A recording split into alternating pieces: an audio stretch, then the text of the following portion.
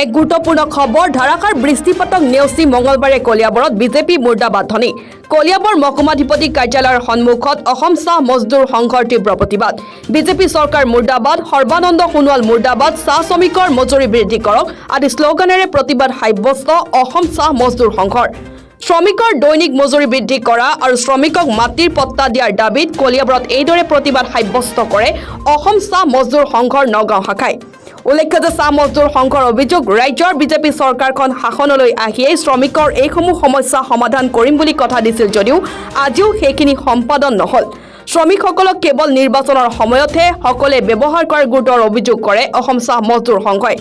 আনহাতে শ্ৰমিকৰ এইসমূহ দাবীৰ প্ৰতি যদি চৰকাৰে কোনো সন্মতি নজনায় তেন্তে আগন্তুক নিৰ্বাচনত ইয়াৰ উচিত প্ৰত্যুত্তৰ দিবলৈ সাজু বুলি সংগঠনটোৱে মত পোষণ কৰে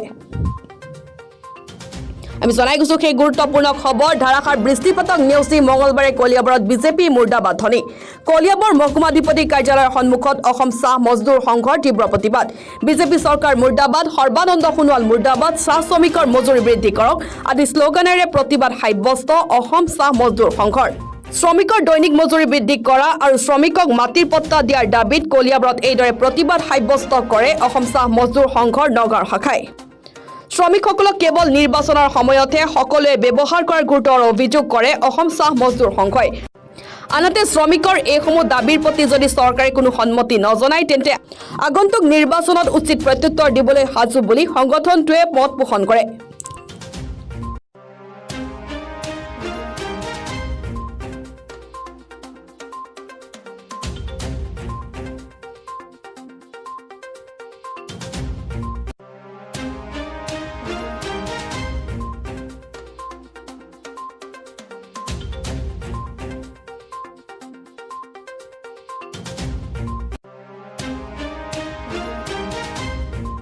যোৱা বিগত নিৰ্বাচনৰ সময়তে বিজেপি চৰকাৰ অহাৰ আগমুহূৰ্তত তেওঁলোকৰ নেতা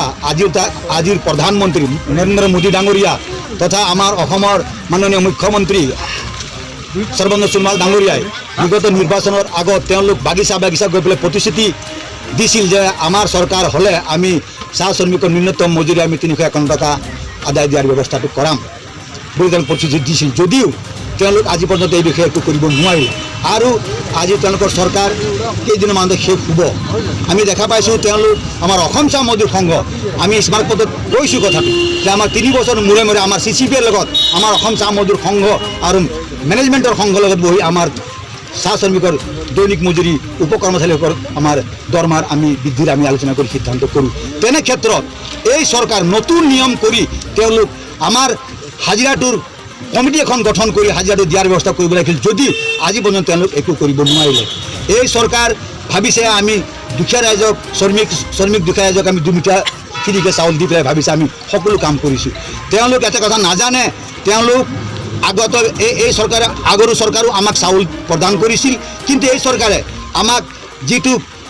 যোৱা